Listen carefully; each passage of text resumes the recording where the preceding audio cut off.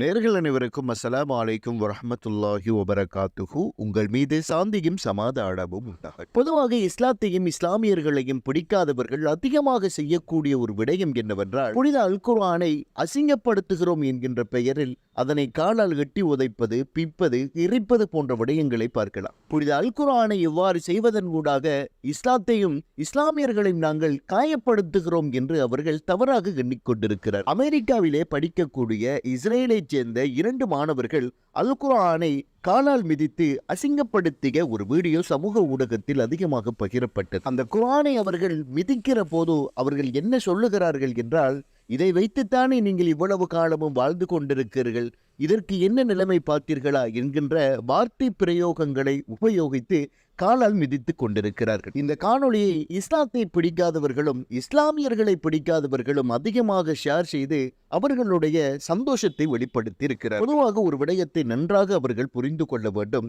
இஸ்லாத்தை கேவலப்படுத்துகிறோம் என்கின்ற பெயரில் புனித அல் குர்ஆனை மிதிப்பதனாலேயோ அல்லது அதனை எரிப்பதனாலேயோ இஸ்லாத்துக்கும் இஸ்லாமியர்களுடைய ஈமானுக்கும் எந்தவித பாதிப்பையும் ஏற்படுத்தாது. ஆனால் கடந்த கால வரலாறுகளை புரட்டி பார்க்கிற போது இஸ்லாத்தை கேவலப்படுத்தியவர்களுக்கும் புனித அல் குர்ஆனை எரித்தவர்களுக்கும் இந்த உலகத்தில் வைத்தே பல தண்டனைகள் வழங்கப்பட்டிருக்கிறது என்பதும் குறிப்பிடத்தக்க ஒரு விடயம்.